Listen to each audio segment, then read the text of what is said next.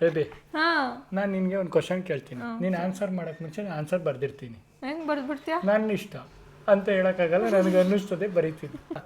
ನಿನಗೆ ಇಷ್ಟವಾದವ್ರ ನೇಮ್ ಹೇಳು. Baby. Baby ಬರ್ದಾಯ್ತು. Okay ಆಯಿತಾ? ಈಗ ನಿನಗೆ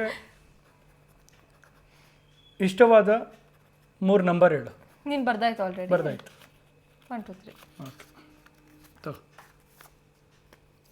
ಆಯ್ತು. 6 ಇಲ್ಲ 9 ಒಂದು ನಂಬರ್ ಹೇಳು. 6. ಬರ್ದಾಯ್ತು. ಇವೆಲ್ಲ ಬರ್ಬಿಟ್ಟು ಬರ್ಬಿಟ್ಟು ಹಾಂ ಇವಾಗ ನೋಡ್ಬೋದಾ? ಶೂ ಮಂತ್ರ ನೋಡಿ ಇವಾಗ. 6 ಗೈ 6 ಬೇಬಿ ಬೇಬಿ